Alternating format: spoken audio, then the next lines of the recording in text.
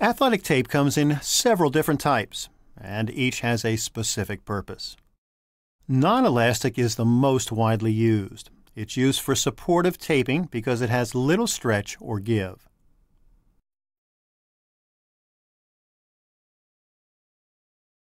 Elastic tape comes in two forms, light duty and heavy duty.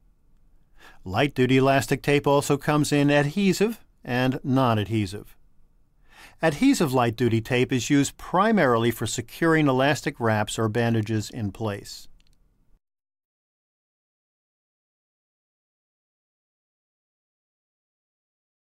Non-adhesive light duty tape is typically used for minor support or for holding dressings in place. It can also be used as pre-wrap. Heavy-duty elastic tape is primarily used when extra support is needed because it's thicker and stronger. This tape is not easily torn by hand. Pre-wrap, also known as underwrap, is applied as a base for taping. It allows the tape to be removed faster and to cover up areas with hair.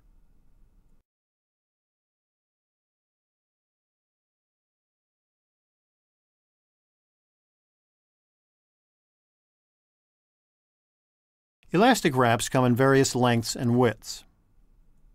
2-inch wraps are mainly used for hand and wrist injuries. 3-inch wraps are mainly used to wrap ankles and elbows. 4-inch wraps are also used mainly when wrapping ankles and elbows. 6-inch wraps are mainly used to wrap knees, thighs, and torsos. 4-inch and 6-inch double-length wraps are mainly used when wrapping the thigh or shoulder to the torso where extra length is needed. Gender and body size play a big role in determining which width and length of wrap to use.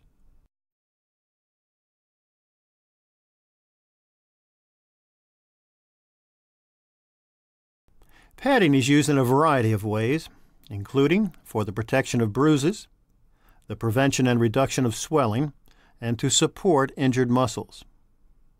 The most common types of padding are made of foam, gel,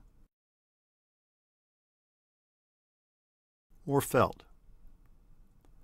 The most commonly used padding is made of foam. The density of foam padding can be determined by how spongy the padding is when pinched.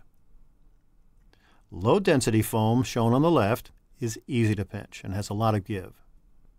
Low-density padding is primarily used to aid in the prevention and reduction of swelling in acute injuries, as well as pressure padding for muscle strains.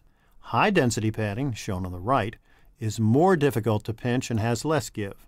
High-density padding is primarily used for the protection of acute bruises.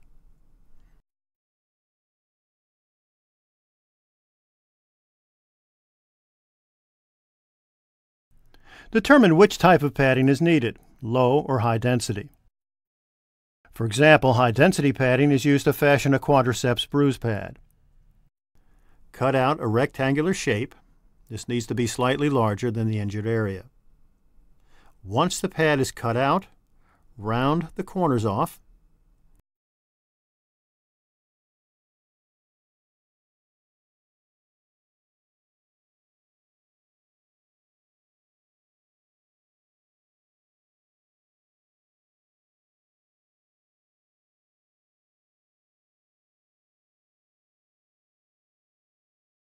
And trim or bevel the top edge of the pad all the way around.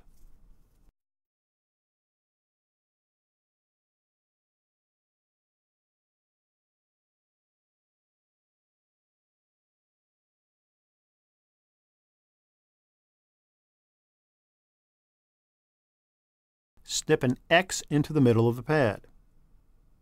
This X will be placed directly over the bruise.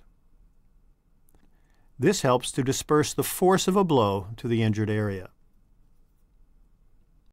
Next, we'll use low-density padding to fashion a horseshoe-shaped pad for an ankle sprain. Cut out a U-shaped pad big enough to cover the side of the athlete's ankle.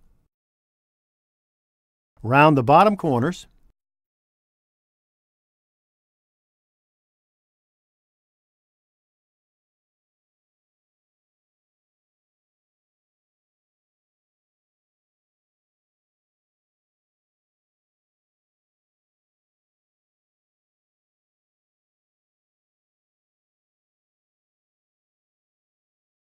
and trim or bevel the top edges all the way around.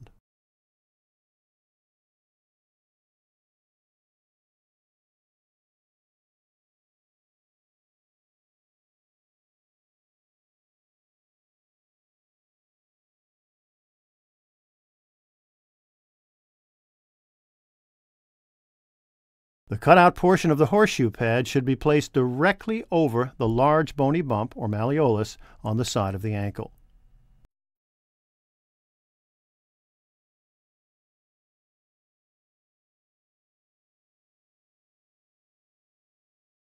Padding is cut in a specific way depending on the injury. A high-density pad could be used to protect a bruise or separation of the acromioclavicular joint of the shoulder. Notice the hole that is created by snipping perpendicular lines in the padding. This will go directly over the injured area. Next is an example of a high-density pad used for the protection of a mild bruise. Again, notice the hole that has been snipped to help disperse the force of a blow to the injured area. High-density padding could also be used for the protection of a severe bruise. This pad is made up of two pads, one placed on top of the other.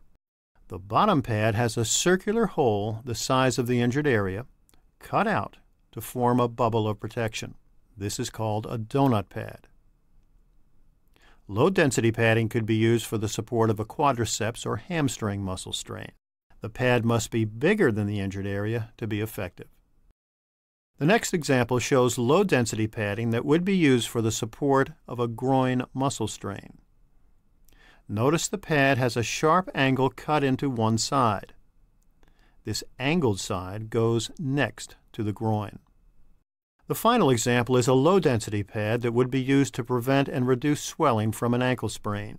The U-shaped pad wraps around the bone on the injured side of the ankle. The pressure of the pad helps to push out any swelling in the area and prevent further swelling from occurring.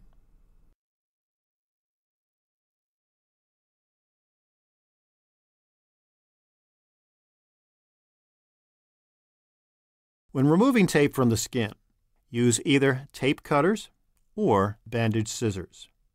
If using scissors, make sure they have the safety tip, otherwise do not use them. The tip of the tape cutters or scissors can be dipped in petroleum jelly or skin lube to make tape removal faster and less painful. When cutting the tape, be aware of any bony structures and try to avoid them, because hitting them could cause pain.